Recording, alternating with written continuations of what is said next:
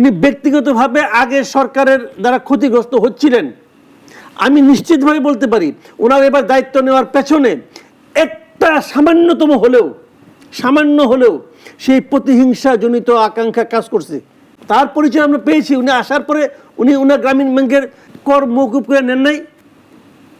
উনি ক্ষমতা না থাকলে হয়তো। আপনি কি মনে করেন কিনা যে নির্বাচনী কোনো টাল বাহানা নাকি শুধু নির্বাচনটাই একমাত্র সকল সমস্যার সমাধানের পথ? নির্বাচন সকল সমস্যার সমাধানের পথ, এই দাবি তো কেউ করে নাই।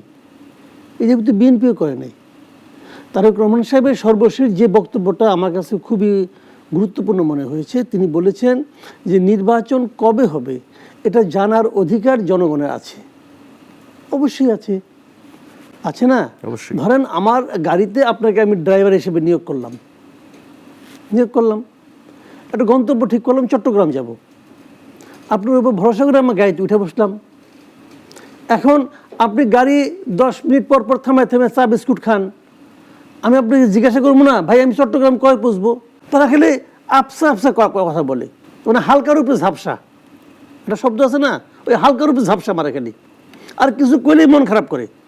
হ্যাঁ আমি এত আরামে আসছি, একটা কাজ করতেছি, এত আরামে একটা চেয়ার পাইছি, এটাও তোমরা নিয়ে নিতে চাও, ভাবখানা এরকম আর কি। তো এটা তো কাজের কাজ না।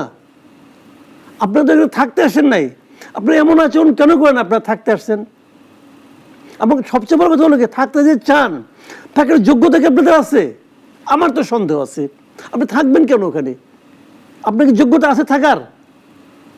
কিছু তো বুঝতে হবে। প্রধান উপদেষ্টা তো বলেছেন যে আমি ছাত্রদের দ্বারা ভুল বলেছেন।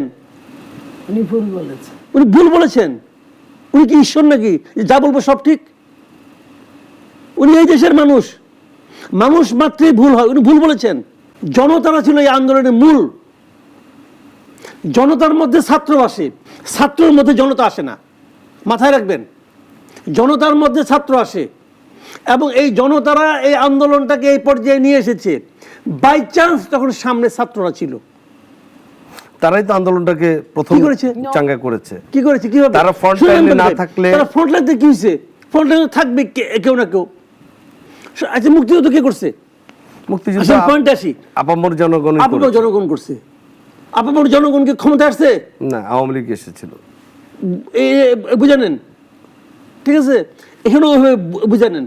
কিন্তু বৈষম্য ইউনূস সাহেব যে কথাটা বলেছেন, ইউনূস সাহেব বাংলাদেশ সম্পর্কে তার ধারণা খুব কম, জাস্ট খুব কম। আপনি 10 বছর হিসাব দেন তো, গত 10 বছরে দেখেন ইউনূস সাহেব কতদিন বাংলাদেশে ছিলেন আর কতদিন দেশের বাইরে ছিলেন, হিসাব করে দেখেন আপনি। উনি এই দেশ সম্বন্ধে অত কিছু জানেন না। উনি ব্যক্তিগতভাবে ক্ষতিগ্রস্ত ছিলেন। উনি ব্যক্তিগতভাবে আগে সরকারের দ্বারা ক্ষতিগ্রস্ত হচ্ছিলেন।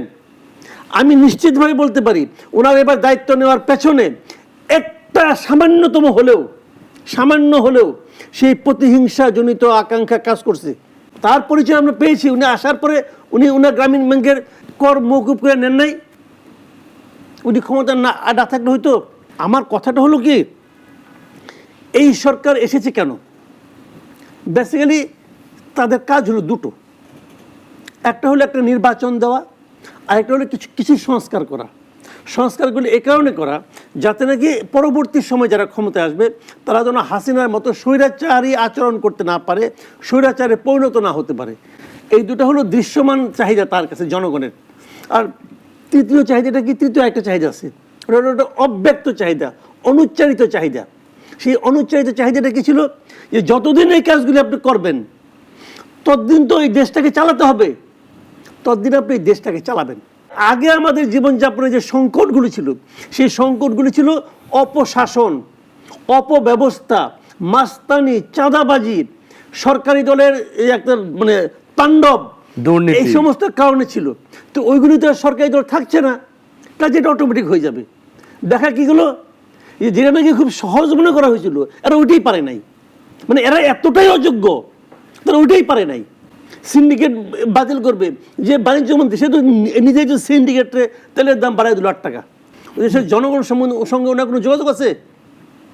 ওনার সঙ্গে যোগাযোগ হলো সিন্ডিকেটের মালিকদের সঙ্গে। উনি তো এই 1 টাকা আমি করতে পারছে, আর তো কোনো কাম করছে বলে আমার দেখা নাই। তখন এই লোকগুলি যেমন প্রশংসা করতে হবে, যারা এই আন্দোলনে আহত হয়েছে তাদের সবার চিকিৎসা এখন হচ্ছে, যান না আহত যে কোনো একজন লোককে বলেন আপনার চিকিৎসাকে সুচিকিৎসা হচ্ছে, সে কি বলে? জিজ্ঞাসা করেন, সে তো তাদেরকে হ্যাপি করতে পারে না, জনগণকে হ্যাপি করবো কি?